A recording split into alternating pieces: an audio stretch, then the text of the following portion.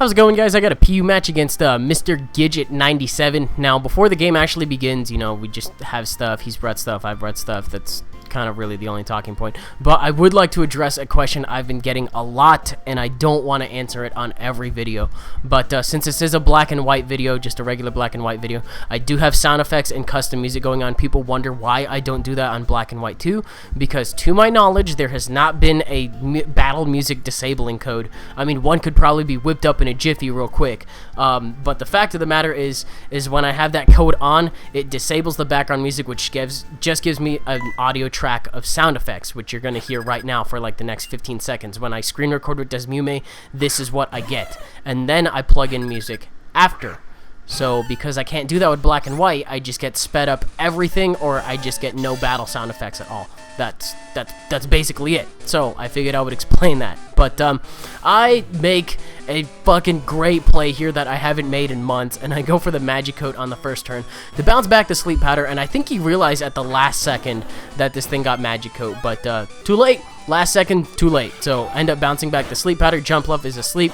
That is great because it's going to give me a beautiful opening to bring in Relicanth potentially later in case he's got the Giga Drain. But go for Psychic and go for a Grass Knot because I thought it was going to do a little bit more damage. It kind of does around the same. Do you know how big seals are? Like, not like Seal the Pokemon, but like seals in real life. They look pretty heavy to me. I would imagine a Grass Knot, if that were a move I could use in real life, would hurt a little more than that, but it doesn't, and that's kind of disappointing. But I think he predicts me to go for another Grass Knot there. I end up going for a Magic Coat, actually predicting his Toxic, because I do see the Aqua Ring. I'm assuming he's going to be more of a defensive set, but I went for a Reflect, thinking that he was going to end up going for the Sucker Punch. He makes a pretty safe play, decides to go for the Flamethrower, and then the Sucker Punch on the next turn, because he knows that the amount of HP that I'm at right now, he will be able to take me out even through the Reflect, and I need to get myself a Heat more, because these things are really nice on the special attacking side from what I remember, but they're kind of slow. So that's kind of a thing, I guess. But you run the Hone Claws and then all the blasts. For whatever reason, it gets a lot of blasts. But what do I have now? I have my Basculin, and I'm just going to go for some Waterfalls on whatever the fuck he wants to bring in. The thing I wasn't really acknowledging at this point in the game is that Zebstrika is still very much a huge threat, and I don't know what I'm going to do about it.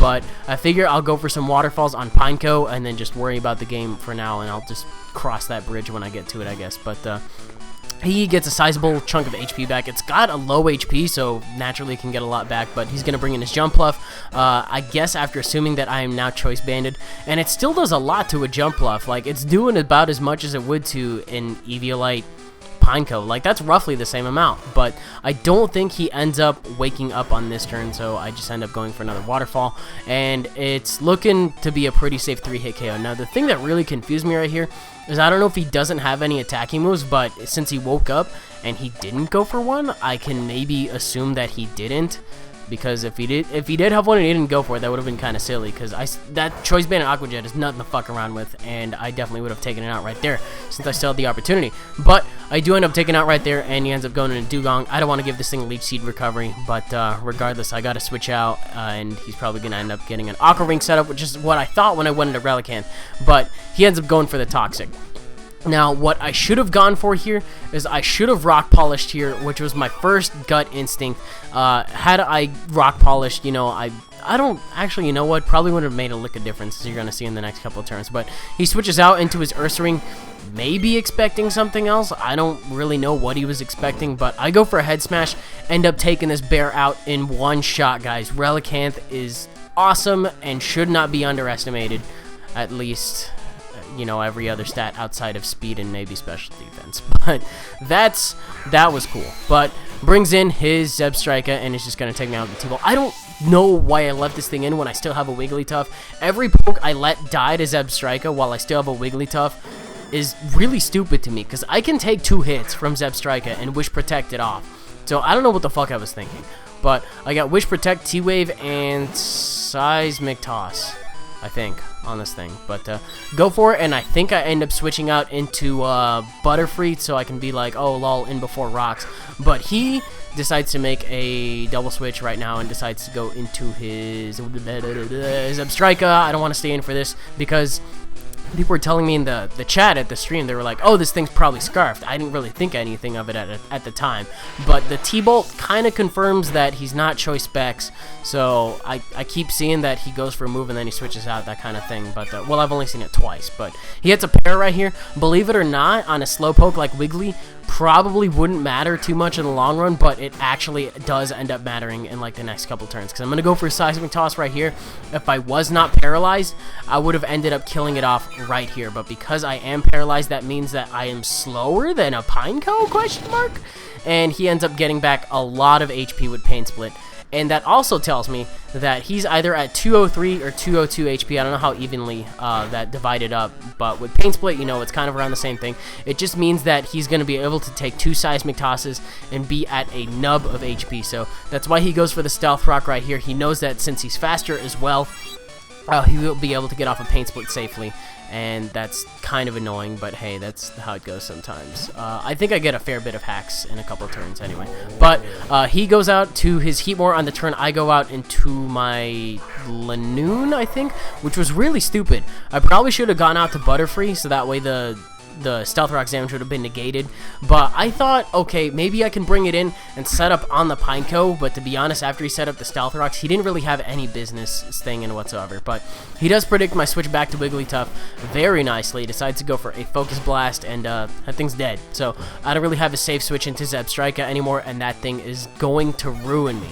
Anytime that something switches out, he's probably going to want safe switches into Zebstrika, but I decided to go into my Butterfree, decided to put him to sleep. Now what I should have done, I should have attacked him on this next turn, because I think I have, what do I have? I think I have Bug Buzz and HP Ground, maybe? If I had gone for HP Ground, that would have done a pretty sizable chunk to Zebstrika, if not taken it out. I don't really know how good it is on the special defensive side, but I go for a Quiver Dance instead. Someone was like, why did you do that? It's probably Scarfed. I was like, I don't know. This thing's making me panic.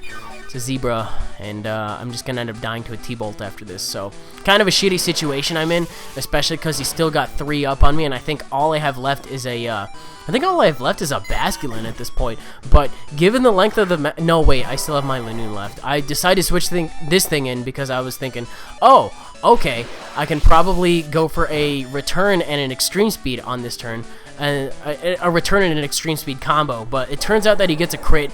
I don't know whether or not it mattered because Lanoon's really fragile, but I don't know, maybe it did. I kind of feel like it did, but get an instant revenge crit right here on the Aqua Jet, which is really satisfying, believe it or not, because he ended up getting a pair and a crit. Now that I think about it, this match is a little hacksy, but whatever, that's fine, that's how it rolls sometime. So, in comes Dugong. Would you believe it? I get another crit right here, but Dugong, owing to the resistance and stuff, is actually going to be able to take it pretty nicely. If I got 2 crits in a row, then I would have been a little bit more hopeful, but he's going to end up going for a Toxic, and I can't do shit at this point. Game is over because I'm choice banded, kind of locked in on this thing, and I think he does a nice thing in the next couple turns and just like lets me kill off Heatmore, but to be honest, that's the end of the game. It was a little hacksy, and I'm kind of jumping into the conclusion a little early, but hope you guys enjoyed. If you did, you are welcome to leave a like, rating, comment, subscribe, do your thing. Oh my god, I've done a little bit too many takes on this thing, and I've just kind of run out of steam. But here is the part where he just kind of switches this thing and lets me kill it, leaving him with the 1-0 victory there. So, had this thing in my folder for a while. I don't know why I didn't upload it until now, but here it is. So, that's yeah, okay. And I'm down in toxic damage, and that's it. But, hope you guys enjoyed it. As I mentioned, if you did, you're welcome to leave a like, rating, comment, subscribe, do your thing. Since Penumbra did finish last weekend, I'm probably just gonna upload like short games that people have recommended to me, maybe suspenseful, maybe not. I already have something lined up for this weekend, and we'll just kind of go from there. I think I have SCP Containment Breach planned for possibly in the future as well, and then Battle Network 3 will be coming up after TCG2 for anyone that's curious as to any other plans on my channel. But that'll do it, and I will see you guys tomorrow. Bye.